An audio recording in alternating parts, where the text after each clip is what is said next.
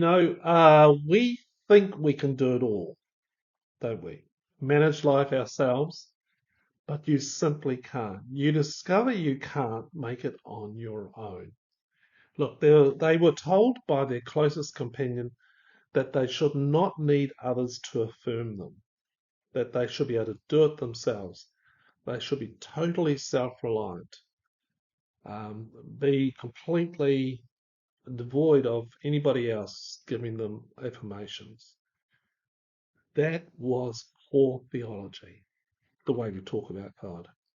And it actually drove that person into a deeper and darker loneliness and despair.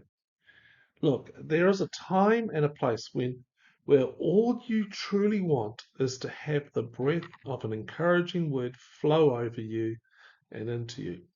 A friend who says often without words, I'm with you, I'm present, I know you, and I will not leave you.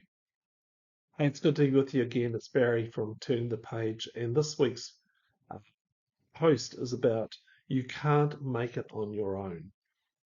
And I can't do life myself. I seriously can't. And biblical character Job couldn't either. Job had pretty much lost everything, his wife, his children.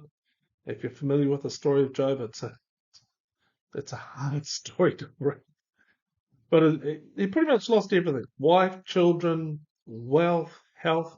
And now he was sitting in the village dump, throwing ashes over his head and self-harming.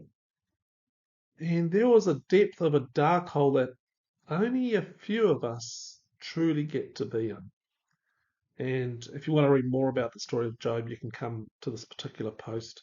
There's a link at the bottom and read more about him there. But in this mess, his friends came and sat with him for 7 days in a place of just real quiet mourning and grief. And they were practicing the ancient Jewish custom of Shiva.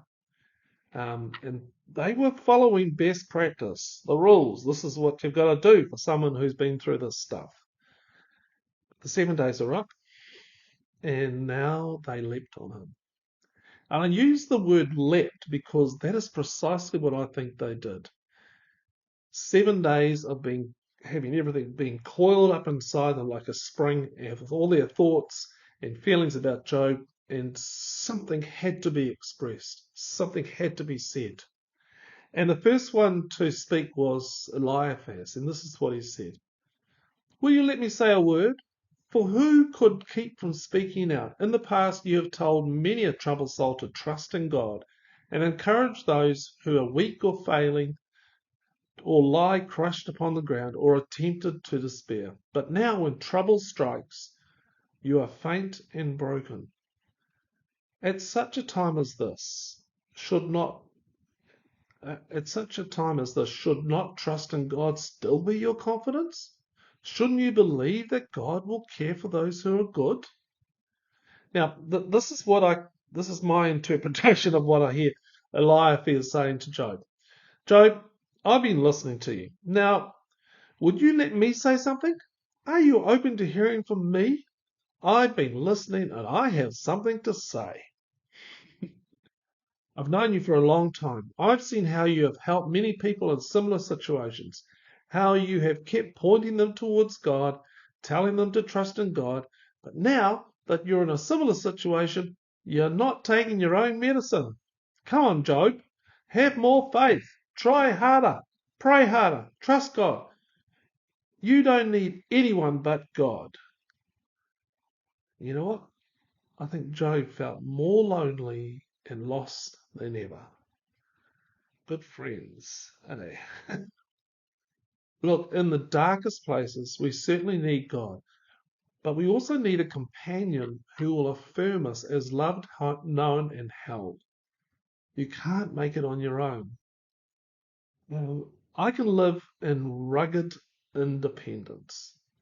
I don't need you or anyone else to affirm me or hold me. I'm a self-made man or woman, rugged and tough on the outside, but if I'm deeply honest, quite brittle and lonely on the inside. but I'll keep up this facade. I won't let anyone near the core of who I am. Okay, that's rugged independence. Or I can dance with interdependence. Interdependence.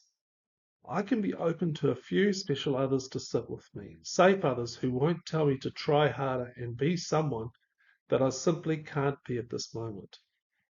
These true friends will see something of the God, beauty, and presence in me and want to kindle it into fire. They gently blow on the darkening embers until they burst into flame. And here's a verse from Hebrews. Let us consider how to stir up one another, or what I would, in brackets, blow on each other's embers. Okay? Let us consider how to blow on each other's embers. They're getting cold. Let us consider how to blow on each other's embers to love and good works. Years ago, I found this wonderful quote from the business writers Jim Coors and Barry Posner. Encouragement has its root in the Latin word cor, which literally means heart. So does the word courage. To have courage means to have heart. To encourage, to provide with or give courage, literally means to give others heart. What would it be like as a friend of Job to give him heart? Okay? What would it be like to be Job's friend and to give him heart? To blow as such on his dying embers, just gently, to see them stirred up. What was Job most afraid of at that moment? Where was fear dragging his attention towards? What would it have been like to sit quietly with him for not just the prescribed 7 days, but for 70 days or even 700 days? Grief and loss and pain have no on and off switch. It comes and goes. The waves crash at unexpected moments, and then there is another one. Boom. You can't put a person's pain into an engineered formula. And I'll just say, your name, Tom, Joe, Mary, Beth, whatever, I simply want to sit, be quiet, and let my presence do the talking. One of my favourite bands, U2, they've got this song, Tough. You think you've got the stuff. You're telling me and anyone you're hard enough. You don't have to put up a fight. You don't have to always be right. Let me take some of the punches for you tonight. Listen to me now. I need to let you know. You don't have to go it alone. And it's you when I look in the mirror, and it's you when I don't pick up the phone.